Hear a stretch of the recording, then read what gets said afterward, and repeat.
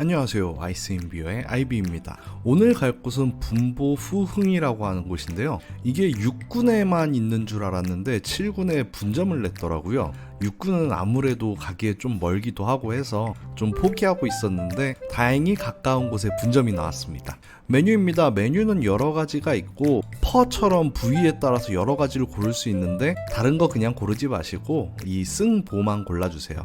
텁껌도 드실 필요가 없습니다. 원하신다면 추가로 다른 부위를 주문하셔도 되고요. 이것이 바로 제가 말씀드린 승보입니다. 어마어마하게 큰 고기가 들어가 있는데요. 이 고기만 보더라도 벌써 만족감이 느껴지는 그런 국수예요. 어우, 저 기름기 잘잘 흐르는 것 좀 보세요. 최대한 빨리 먹어봐야겠습니다.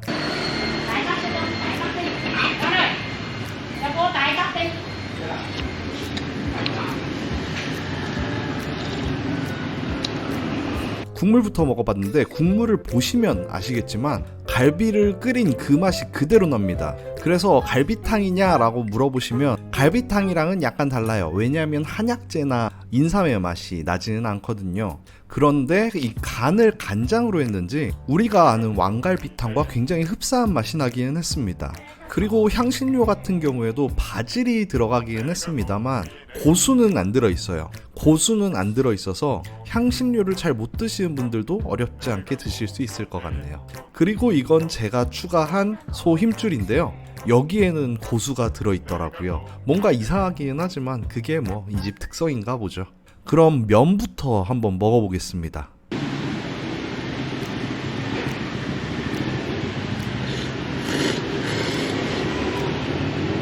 분은 퍼와는 다르게 동그란 원통형의 면을 갖고 있는데요. 이 분 중에서 가장 유명한 거라고 한다면 역시 분자에 들어가는 분이겠죠. 잘 생각해 보시면 이거보다 좀 얇긴 하지만 똑같이 원통형의 면을 가지고 있다는 걸 아실 겁니다. 그런데 그걸 분보 후에나 아니면 이 분보했을 때는 두꺼운 면을 사용하는 거죠. 자, 이제 하이라이트는 고기를 한번 먹어볼 건데 방금 보셨나요? 별로 힘도 주지 않았는데 툭 하고 끊어지는 모습.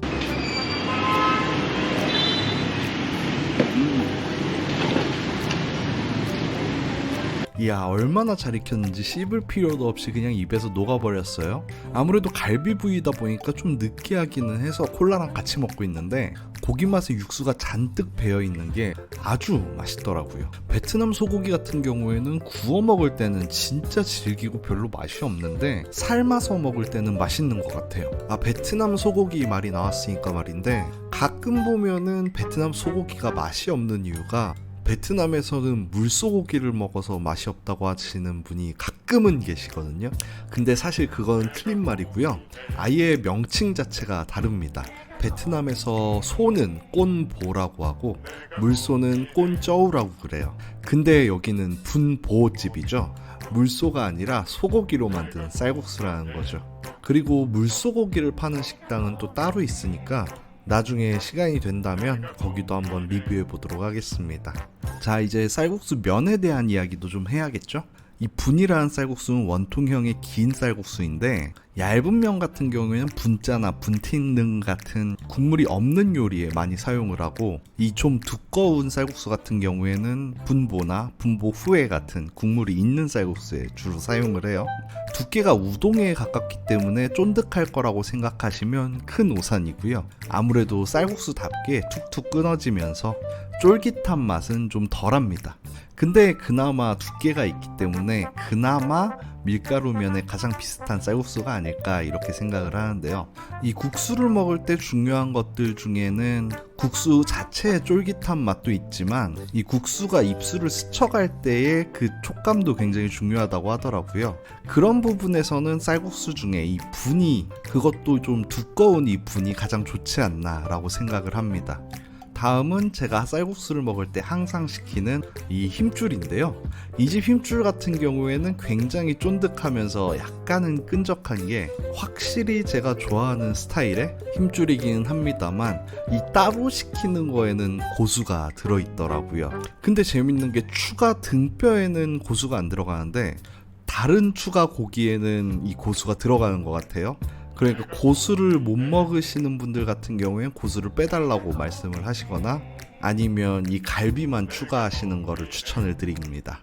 자, 오늘 식당은 어떠셨나요? 저는 오늘 고기도 꽤나 많이 먹었겠다, 만족스러운 식사를 했는데요. 제가 가격을 말씀을 안 드렸는데 이 쌀국수 한 그릇에 65,000동입니다. 그러면 한국 돈으로 3,500원 정도. 이야, 3,500원에 왕갈비탕 한 그릇이라 이거는 안 먹으면 손해예요. 안 먹으면 손해.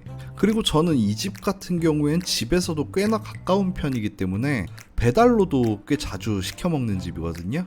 근데 제가 이 집을 배달로 시킬 때는 약간 더 주문을 재밌게 하는 편이에요. 왜냐면 먹을 때 다른 사람들을 신경을 안 써도 되기 때문에. 바로 이렇게 먹습니다. 이건 갈비쌀국수에 또 갈비를 추가를 한 모습입니다. 양이 어마어마하죠? 근데 이 집이 웃긴 게 매장에 와서 먹으면 뼈 추가가 없더라고요. 근데 배달을 시키면 뼈 추가가 있어요. 그래서 제 생각에는 아마 매장에서도 뼈 추가가 가능할 것 같은데, 베트남어로는 템승 그러면은 뼈 추가라는 뜻이니까 그걸 어떻게 잘 말하셔가지고 추가를 해서 드셔보시면 될 것 같습니다. 이곳 같은 경우에는 사실 베트남을 처음 오신 분들한테는 추천드리기가 좀 애매한 곳이긴 해요. 주변에 관광지도 없고 7군 푸미흥에 가깝기는 하지만 걸어서는 못 가고 차를 타고 가야 되는 거리에 있기는 하거든요. 그래서 호치민에 처음 오신 관광객들보다는 호치민에 살고 계시거나 아니면 이미 호치민에 몇 번 오셔서 관광객용 맛집들은 이미 다 둘러보신 분들, 아니면 호치민에 처음 오셨더라도 나는 그런 관광객용 맛집보다는 진짜 호치민 현지 사람들이 주로 가는 그런 맛집을 가고 싶다 하시는 분들 같은 경우에는 이쪽을 방문할 충분한 이유가 된다고 생각을 해요. 다만 이 집이 야외에 있기 때문에 제가 땀을 계속 흘리고 있는 걸 보시면 아시겠지만, 물론 제가 땀이 많은 편이긴 합니다. 하지만 그렇다고 하더라도 야외에서 이 뜨겁고 기름진 이 왕갈비탕 쌀국수를 먹고 있으니까 열기가 좀 올라오는 편이긴 합니다. 그러니까 7, 8월 1시에서 2시, 3시 이때쯤 오시면 정말 더울 수도 있어요. 그래서 그 부분은 좀 감안을 하고 오셔야 된다는 거. 물론 겨울에 오시면은 시원해서 야외에서도 충분히 먹을만 하기 때문에 여름만 피하신다면 그렇게 더울 일은 없을 것 같습니다. 그래도 제 표정을 보시면 아시겠지만 이 집의 만족도 자체가 굉장히 높기 때문에 뭐 푸미흥에서 택시 타면 5분도 안 걸리니까 여기는 꼭 한번 들리셔서 맛을 한번 보셨으면 좋겠어요. 그러면 오늘 영상은 여기까지만 하고 다음에 더 좋은 영상으로 찾아뵙도록 하겠습니다. 그럼 다음에 봐요. Take it loose. Soon may the wellerman come to bring us sugar and tea and rum. One day when the tonguing is done, we'll take our leave and go.